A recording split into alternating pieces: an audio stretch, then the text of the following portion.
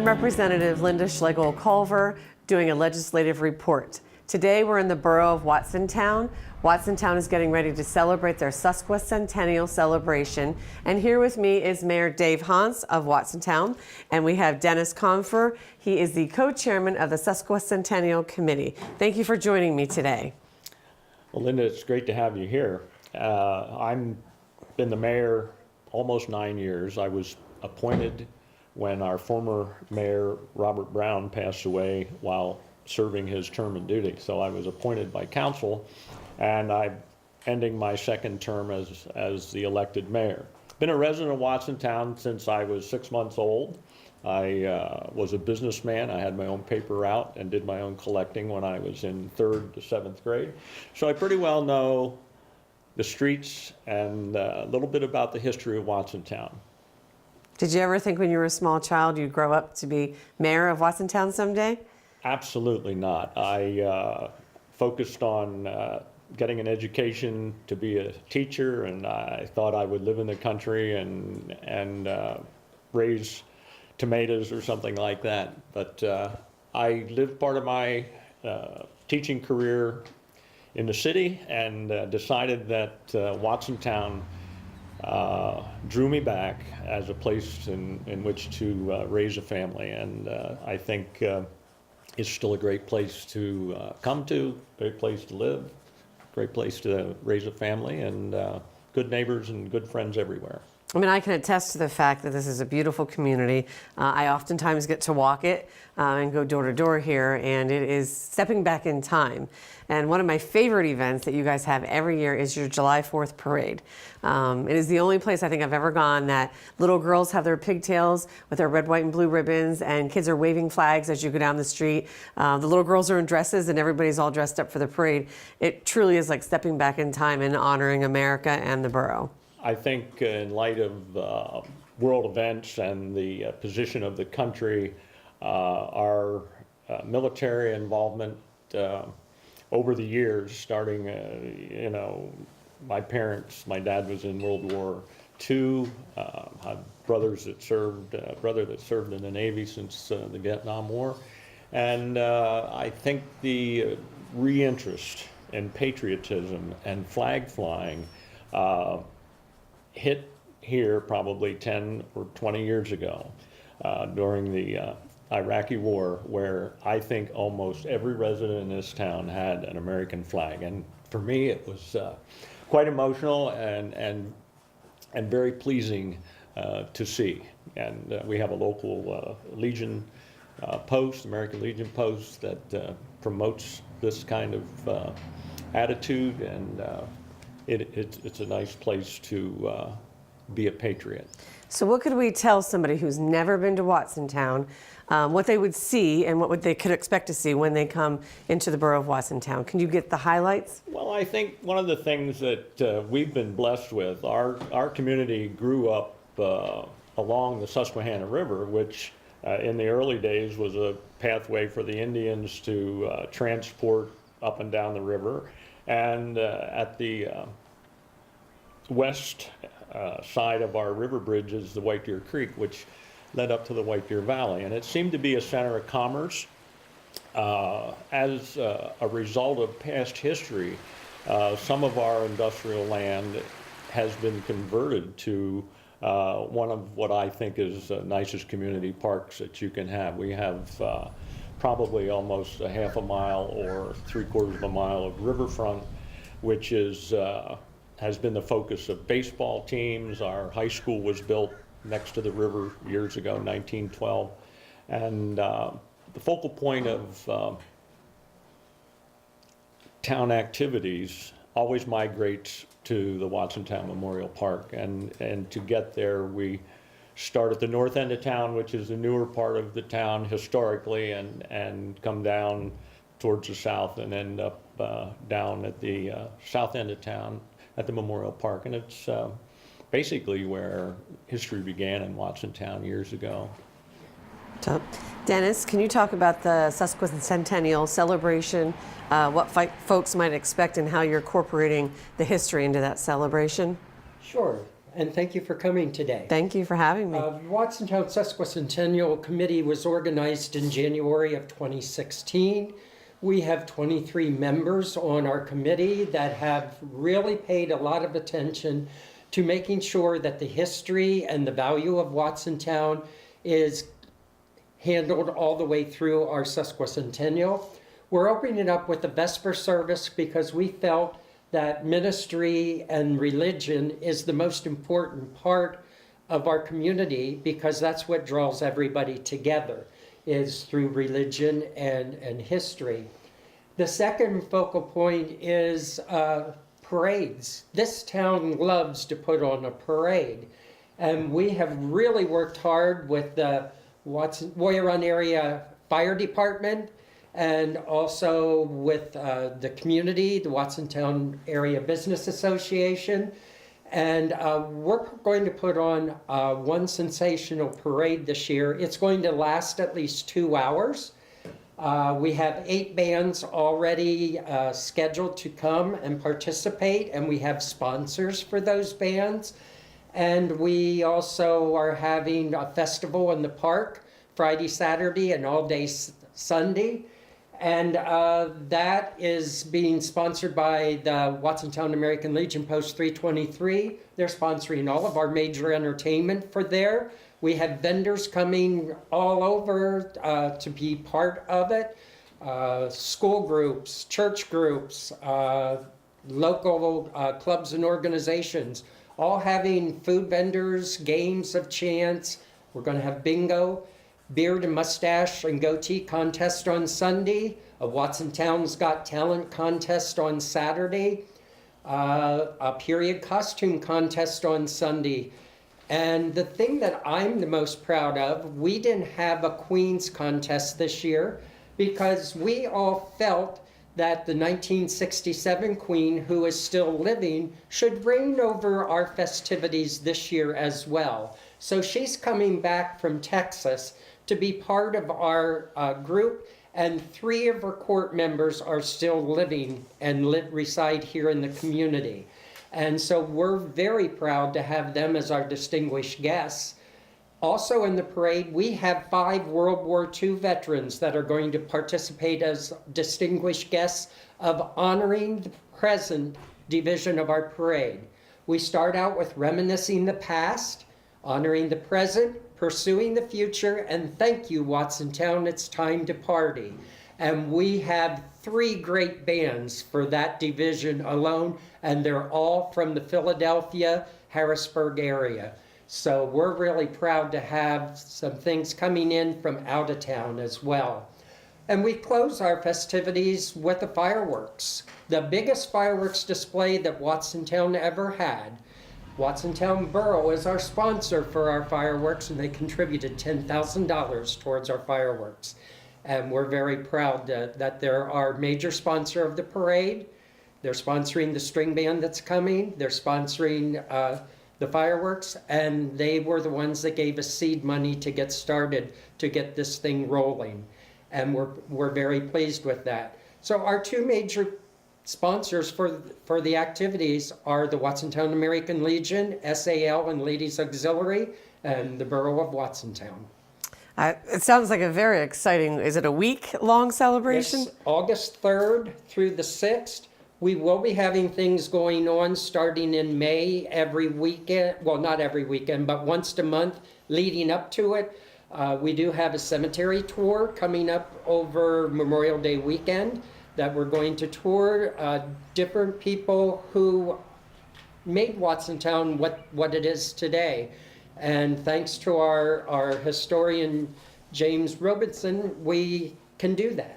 And so we're hoping that the community supports us, and we'll come to that. We're also, once the fountain gets put up on Brimmer Avenue and Main Street, we are going to have a fountain celebration. And but till we know the exact date for that, we just have to plan in our minds what we're going to do. And we're also supportive of the 4th of July committee, so we will be supporting them as well, and they in turn are supporting us through the Watsontown Area Business Association. It sounds like you guys have a lot planned this year, and there's a lot of individuals who probably donated their time and energy and efforts and talents to make this a Yes. huge success. We have a lot of people that we are very thankful that joined the committee, and they have put in a lot of hard work.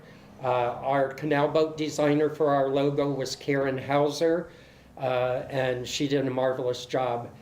When people come through the town, we have our banners hanging on all of our light poles in town, all sponsored by different businesses, clubs, and organizations of the area. And so they're hanging on light poles from the down below, south of town at the boat dock location, all the way up to the firehouse. So I know that it's a very energetic and close-knit community, and I know anybody who comes to the celebration will see that automatically. Thank you both for your time at this location. We are going to leave here, head down and meet with a local historian at the oldest part of Watsontown and where it all started. We're here in Watsontown Borough in the Watsontown Memorial Park along the Susquehanna River. Behind us, you'll see the Nurse Helen Fairchild Bridge. And we are under a structure that they're calling the Watsontown Canal Boat Pavilion. And speaking with me right now is James Robison. He is the president of the Watsontown Historical Association. And joining us again is Mayor David Hauntz, Mayor of Watsontown. So can you give us a little bit of history? I know we're down here and Watsontown is steeped in history. So, and I know we're at the beginning kind of where the town formed. So can you I would be glad lead us to. on that journey? I'll try to keep it short, but we're in the center of a lot of firsts. Beginning back in 1792, when John Watson came to this area, he had purchased 2 properties that were land grants from the soldiers who had fought in the French and Indian War. And what they did was he settled right about a block away on the corner of First Street and Canal Street. John Watson built his home there. He had a large family. In time, his son built a store on the opposite corner. He laid out the town in 1792, and he began to sell lots, but then he began to fear that it was going to interfere with his farming. And so he stopped selling lots, and the village became stymied. It didn't grow.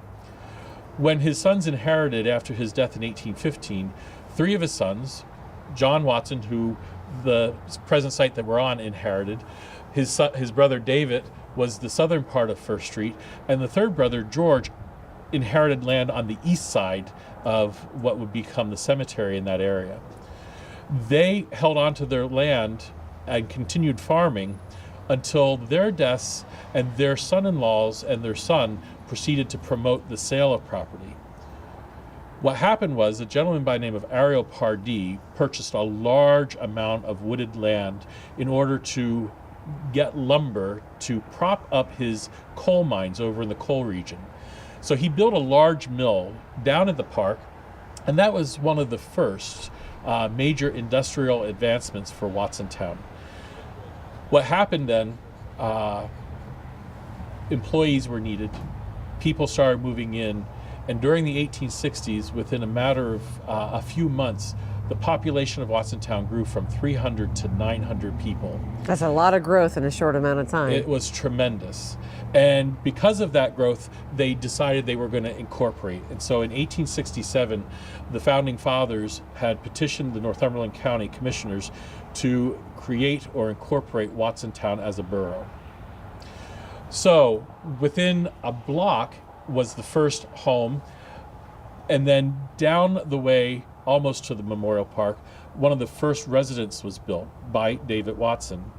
The structure is a beautiful Greek revival, but originally it was the back part of the house. They built onto the front of it, but it is considered to be the oldest residence in Watsontown.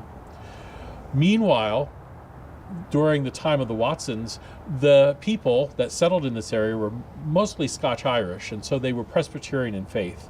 And so they gathered and began to build a church down near the pavilions where the park is. And there they proceeded to worship. The building was never completed. During that time, the Indians came, and there was what was known as the Great Runaway, and a lot of the early settlers left the area and left the church unattended and unfinished. The Indians burnt that structure, and when they returned to settle, they decided not to rebuild. They ended up building 3 miles north at a place called Warrior Run Presbyterian Church, which is now a historic site. So what happened after that, the other settlers came and they used that area as a burying ground. And so the old graveyard is where the grove of trees are. James, can you talk a little about the industry and how it developed over the years? I'd be glad to. As I said before, the industry began with lumber. Ariel Pardee had purchased a large amount of land, brought the lumber down the river and across from the White Deer Creek. And so just below us at the Memorial Park is where he built his big mill. Employees were needed, it grew, and pretty soon the other people who had settled began to also use the lumber for other manufacturing. And so Watsontown Table and Furniture came into being. Also, another very important industry was the construction of houses. And in time, the door and sash developed, and that became the forerunner of what we know as Philco Ford. Philco Ford actually came here in the 1930s. They had developed the tubes for radios, but they needed the cabinetry work to house those mechanisms. So they came up here because of the furniture industry, and they employed that factory to make the cabinets for the early radios, as well as in time televisions and stereos. In the 1970s, they sold to Zenith, and then Zenith proceeded to continue manufacturing televisions, but they began to farm their work out to overseas. And their plant closed in 1983, which was a devastation financially to the borough. Since that time, the major industry has become Moran, which is a logistics warehouse. And they have created a place where we become the center of transporting things, not just locally, but across the country. So when the original company was making its wood cabinets, how many employees would you say worked there? Well, at their height, they had approximately 2,000 employees. That's a lot of employees for a small area. It was, and that was sort of the industrial hub. It wasn't the only industry in Watsontown. We had a nail works. We also had, in 1908, they discovered the rich deposit of clay, and all of a sudden, brick became a major industry as well. And we were known for the early part of the 1900s as the Brick City. There were 5 brick companies in Watsontown at one time. Now we're down to 1, the Watsontown Brick Company. Which still exists today, though, right? Still As a exists, testament. 3rd generation owned, and continuing to produce quality material. That's wonderful. Mayor, could you talk to us a little bit about what the future plans are for the borough of Watsontown? I've been involved, thank you, Lynda.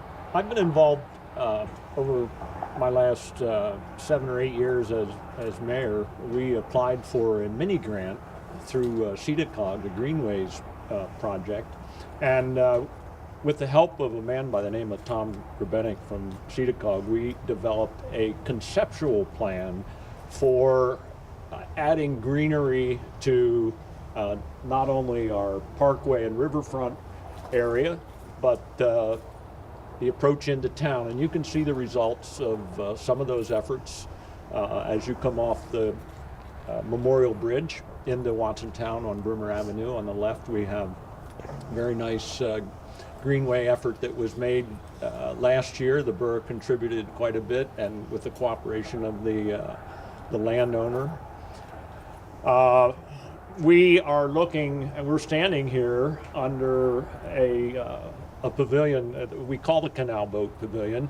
It's actually, the footprint for this pavilion is the exact size of a canal boat. The shape of the roof and the top of the building is also designed to mimic what would have been a canal boat. And we're seeing an abbreviated version of that as part of the Warrior Run Corporation's project to develop our walking trail.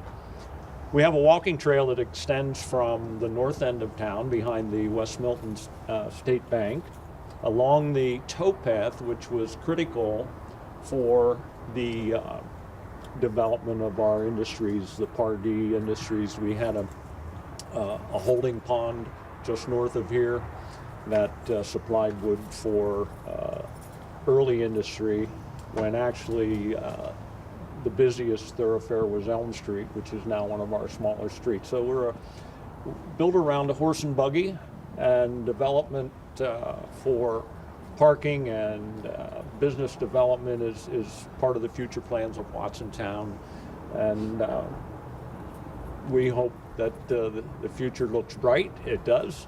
And it's a joy to have Mr. Robinson with promoting the Historic Association, which I have become an honorary member, and I'm extremely honored. And we're also honored to have you here with us to Thank you. help present our town and our Sesquicentennial efforts.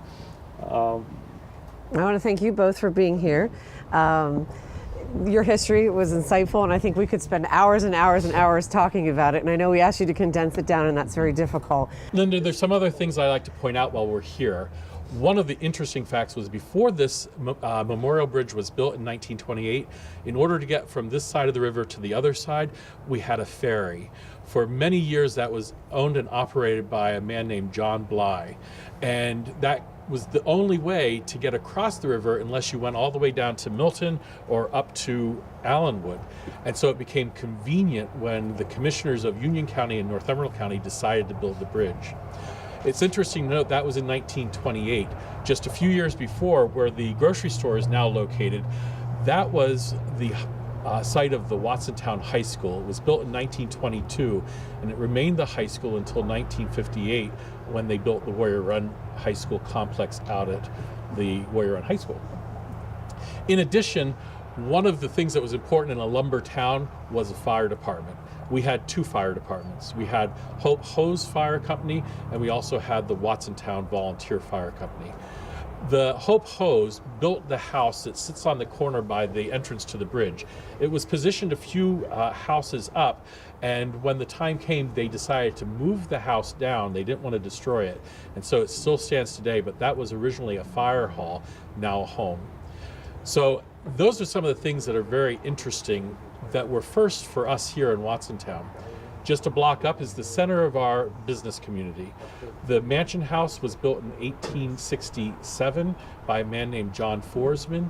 It was one of the main hotels in the area, and it was second only to the Watson Inn that was built in 1857 by a man named William Cooner, and for many years was known as the Cooner Hotel. Today it's known as the Watson Inn and continues to serve the community and the people in the area. We're going to be leaving here. We're going to be going to what I consider one of my favorite places, B&E Antiques, and it was the old Opera House. And we'll hear a little bit more history there, and we'll wrap up our session there. Great. Thank you both. Thank you. We're here at B&E Antiques on Main Street in Watsontown, one of the newer businesses. And we're here with Erica Fry, who not only is the owner of this business, she is also the vice president of the Watsontown Historical Association. And joining us again is James Robinson. He is the president of the Historical Association. So can you tell us what this was originally and the condition it is when you found it, and what you've done with this space since you purchased it? My husband and I purchased the building from Mr. Agler about a year and a half ago. At the turn of the century, this was the Opera House. And most notably here in town, the north side was known for Warner's Meat Markets from the late 1800s to about 1968, 67. And the other side, the south side, had been many different things, from pharmacies to Hick Seaman Sporting Goods. They have a lot of stories for that. And the upstairs was the Opera House. And when the operas quit and theaters came in, then it was just used as apartment buildings. But it was pretty dilapidated when we bought it. And we just fixed it up rough because we wanted to use it as an antique store. So it kind of goes with the theme. And then when the Watsontown Sesquicentennial was announced, we thought it would be beneficial for both to give them some space to sell their goods. That's wonderful. So this is we have a gift shop here for them, and all of the proceeds go to them. So if somebody comes to town and comes in here, what kind of things can they find in your store? We started with putting a lot of local memorabilia on the shelves, around the counters, old postcards under the counter. Try to get some Watsontown history out there, and a lot of people enjoy coming in and looking at that. We have about 30 different vendors who do antiques, local crafters, collectibles, different things that the merchants sell. And then we have all the items for the Sesquicentennial, from the bricks to the T-shirts and hats, the Watsontown sweatshirts. And the Watsontown Guild just brought in Crocs that they're selling for the Sesquicentennial as well. So it's a nice variety of things, something for everybody. A lot of people like to just come and look. That's great. One of my favorite places up in Watsontown. James, do you have anything you can add about the history of either this building or the buildings around here? I certainly can. In fact, in this room, one of the things that you'll see is the banner over the window. That was used in 1915 for Old Home Week, which was a celebration at that time to celebrate the community and to bring everyone together. During that time, Watsontown was known as the Brick City. And there is a display over on the wall that has a badge with a little brick on it, and it celebrated the new industry in Watsontown. The banner actually hung on a building just across the way, and there's a display of what are called Wilson walkies. They were built or made here in Watsontown during the 1930s and 40s. And they were made in the old boot and shoe factory, which was just across the way where the CVS parking lot is today. Okay, thank you so much, both of you, for having us here today. I will encourage people to come here and learn about the history of Watsontown. I want to mention that you have a photo gallery here from the last celebration. So thank you both so much for your time today. We're going to turn and talk to Dennis one more time. We're going to wrap this up. And can you tell everybody where they can find information out about the celebration and all the activities that are going to be going on in August? Well, we're listed on Facebook, and we're also under Watsontown Borough homepage. Click on that and go up to the upper left-hand corner. It says Sesquicentennial. Click on that. There are registration forms there for our different contests at the park. There's also registration forms for the arts and craft booths that will be set up in the park. And we just hope everybody comes and has a good time in Watsontown. We planned a lot for this event, and we packed it into 4 days of exciting entertainment and things going on throughout the town, and we welcome you to Watsontown. I want to thank James, Erica, and Dennis for having us here today for Legislative Report. I encourage everybody to come out here in August and help us celebrate the Sesquicentennial of the Watsontown Borough. I'm Representative Lynda Schlegel Culver. Thank you for watching Legislative Report.